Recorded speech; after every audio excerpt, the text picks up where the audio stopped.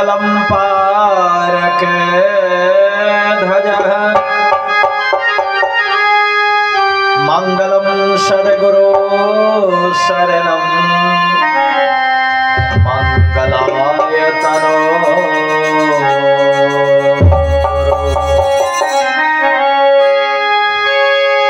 गुरु को सिर पर राखिए चलिए आज्ञा माने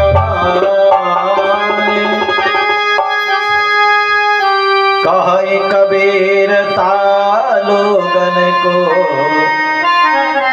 तीन लोक डरना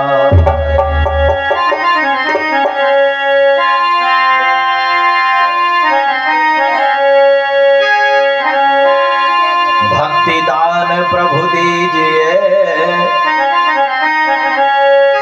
देवन को देवा जन्म पाए बिसरो नहीं करी पद सेवा प्रभु तो करुणा सिंधु कृपा निज दृष्टि निहारो बहुत जन्म से है भुला यह दास तिहारो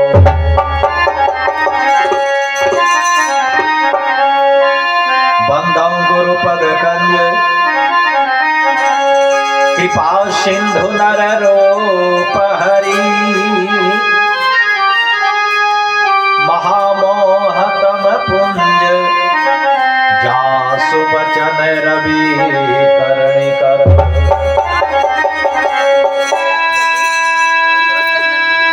माला टोपी सुमरणी गुरु दिया बदसी पल पल गुरु के बंदगी चरण नमामोसी शाही बंदगी शाही बंदगी शाही बंदगी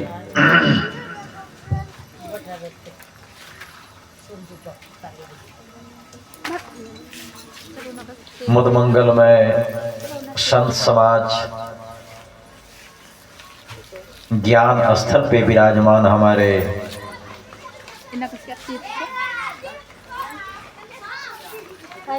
देव एवं देवियों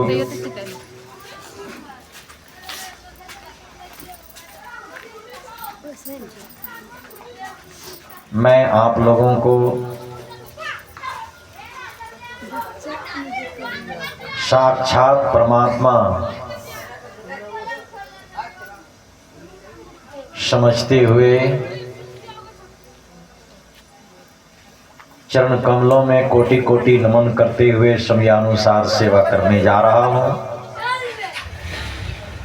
सेवा के क्रम में निर्णय युक्त वाणी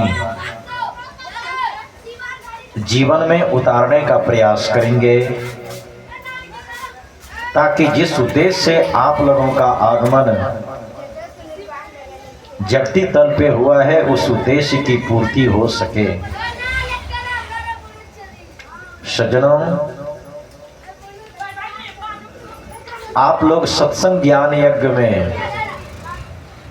बैठे हुए हैं और कभी कभी आप लोगों के दिल दिमाग में ये बात आती होगी, मैं जो बैठा हूं आखिर मुझे लाभ क्या होगा।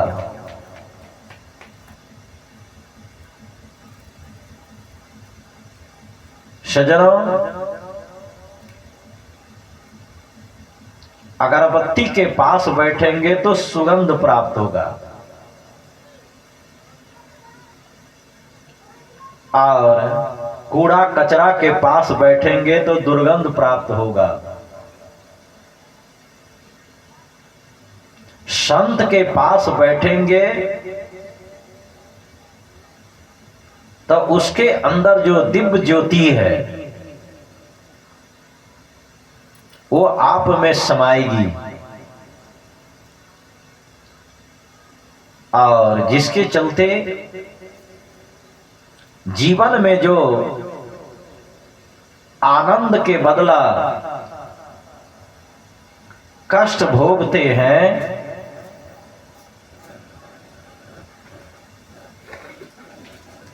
कलह, काल और कल्पना, ये तीनों का अंत हो जाता है। साहिब कबीर से पूछा गया, हमारे जीवन में कष्ट क्यों, हमारे जीवन में भटकाव क्यों? क्या हमारे जीवन में कोई देवी देवता या कोई भगवान कष्ट दे रहे हैं क्या? सज्जनों, याद कीजिए जरा, आप लोग रामायण पढ़े होंगे, लिखा है जब ये वन काल में भगवान राम और मैया सीता जब पात के सैया पर सोए हुए थे, गुनिसात जो है लक्ष्मण जी के सामने आक्रोश प्रकट करते हुए कहते हैं, भैया कई माता को ऐसा नहीं करना चाहिए था। लक्ष्मण जी ने कहा, क्या हुआ? कहा, क्या हुआ? फूल के सैया पर सोने वाले प्रभु आज पात के सैया पर सोए हुए हैं, उनको ऐसा करना नहीं चाहिए था। तो जानते हैं लक्ष्मण जी बड़ा ज्ञानप्रद बातें कह करके जो है निषाद राज को समझाए। क्या?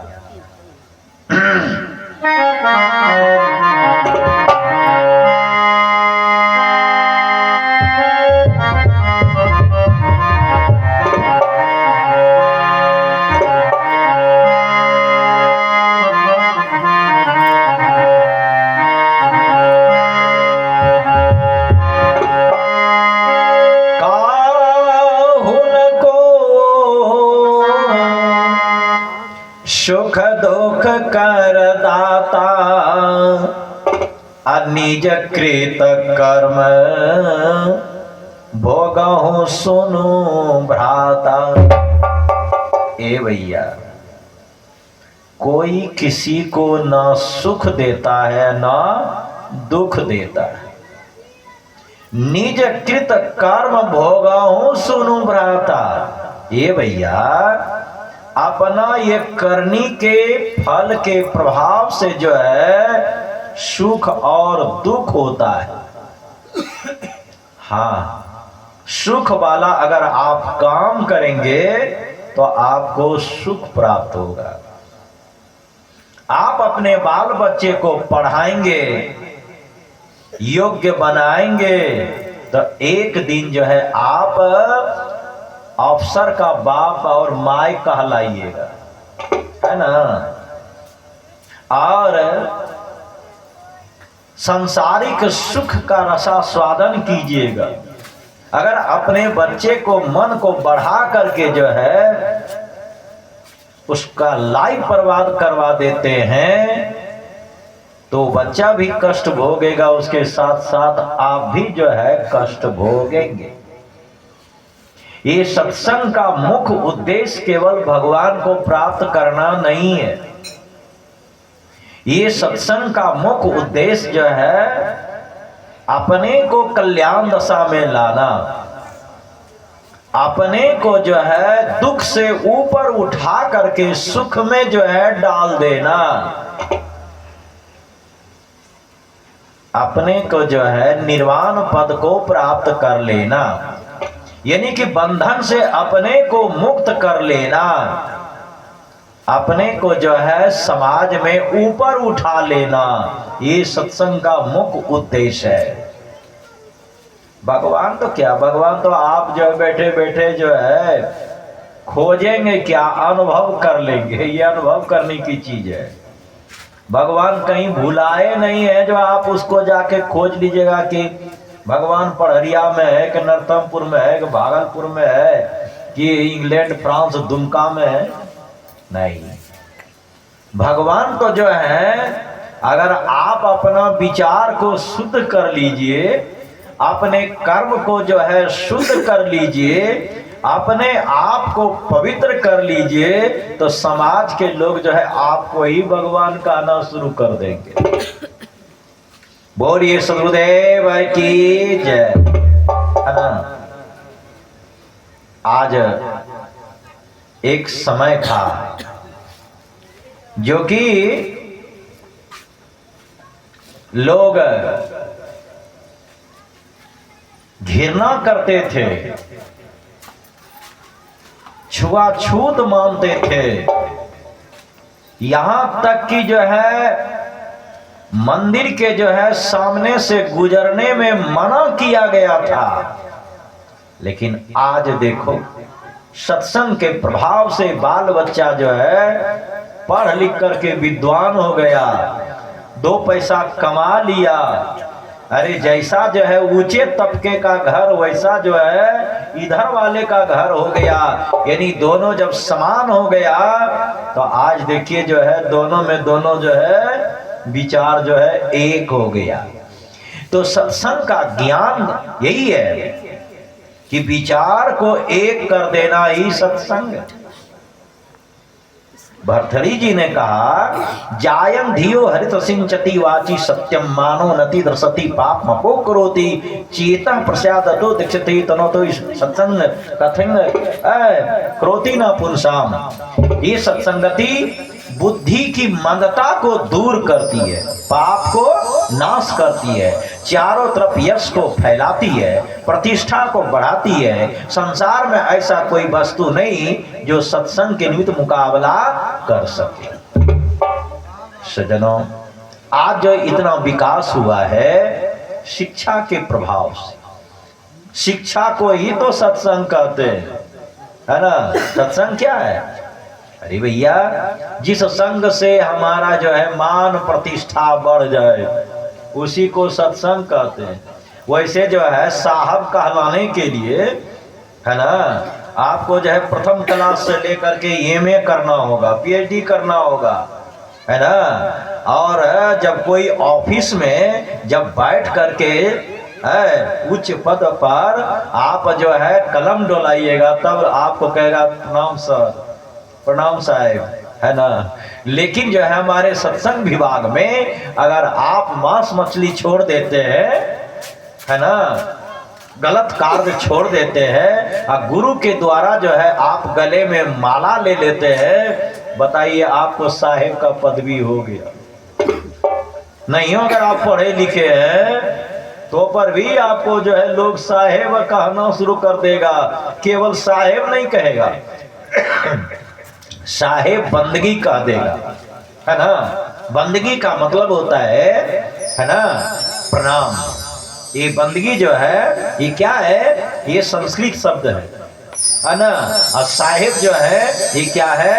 ये जो है उर्दू शब्द है। तो साहेब कबीर हिंदू और मुसलमान दोनों को एक सूत्र में बांधने के लिए जो है, एक करने के लिए जो है साहेब बंदगी का उद्घोष किए। सज्जनों, जिस तरह से हमारे परम पूज्य संत भगवंत रविदास बाबा है, वो जो है दुनिया को जो है, अभी भले जो है उनका शरीर हम लोगों के बीच नहीं है, लेकिन उनकी यश कीर्ति जो है हम लोगों के जो है हृदय में विराजमान है। आज जो है उनके सिद्धांत पर चल करके लाखों आदमी जो है आध्यात्मिक सुख को जो है प्राप्त कर रहे हैं। उनका कहना क्या है? कर्म ही पूजा है ना। आप देखिए, लेकिन थोड़ा सा है ना, उनका कहना क्या है कि कर्म ही पूजा है। तो चोरियों करना तो कर्म है ना, डकैतियों करना कर्म है ना। तो देखिए, तो उनका कहना है, देखिए कर्म, कुकर्म और सुकर्म दो है ना। तो जिसमें सु लग जाए, वो सुकर्म है, तो सुकर्म ही पूजा है। यही बात जो है एक व्यक्ति जाकर के साहिब कबीर को कहा।